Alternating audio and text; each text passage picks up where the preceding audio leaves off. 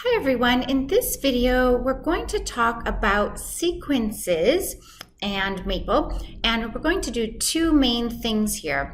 The first thing we're going to do is we're going to take a look at how to plot a sequence, and then the next thing we'll do is we'll take a look at how to use the limit functionality here in Maple.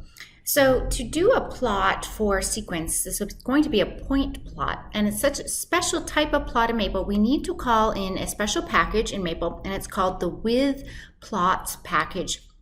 Now I've put that in parentheses with a colon after it, and when I hit enter, it looks like nothing happens. But if you take that colon off, that colon suppresses output. So if you take off the colon and you hit enter, you'll see that all the packages did load in there. I like to suppress that output because it just clutters up the Maple file. So that's why I put the colon there and then it's hidden.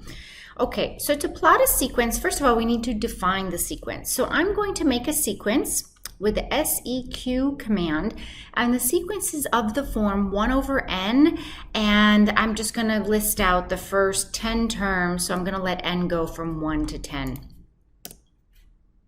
Okay, so we get to take a look at what the values look like. So in other words, when n is 1, the sequence term a sub 1 would be 1. When n is 2, we've got a 1/2, and so forth. Now, to plot, I'm going to do a point plot, parenthesis, curly bracket, parenthesis, square brackets.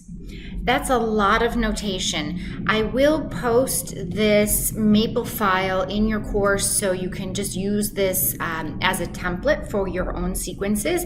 But if you're working not in the course, if you're just watching this on YouTube, make sure you are very, very careful with the parentheses, curly brackets, parentheses, square brackets, because those all need to open in that order and then they need to be closed on the right-hand side.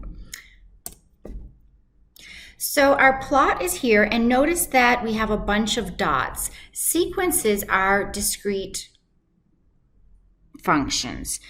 We don't have any values in here for when n is 2.7, for example. We only have values when n is a whole number as defined up here. So that's why we've got dots and we don't have a curve. Now, this is pretty exciting, and you know, I think if I just estimate from the plot, it looks like the sequence is trending down towards 0. As I take n to be bigger and bigger, as n goes towards infinity, I would think that this sequence is going to go to 0. So we could explore this a bit further. Maybe I want to take this out 100 terms.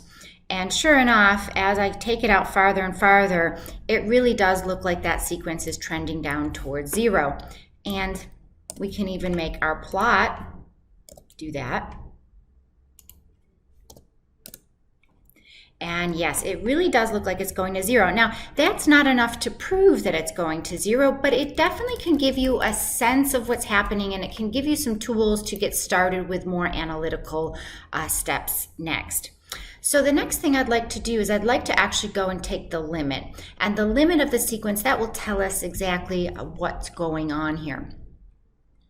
Okay, so over on the left-hand side of your screen, you see a lot of different palettes, and you can open and close those palettes by clicking on the little toggle bars.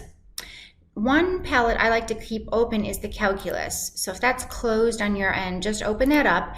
And now we've got the limit as n goes to infinity. And the infinity symbol's on the common symbols palette. And my expression here is 1 over n. And I am in math mode. That's very important because I want Maple to compute something. And I'm going to hit enter, and Maple gives me the answer of 0.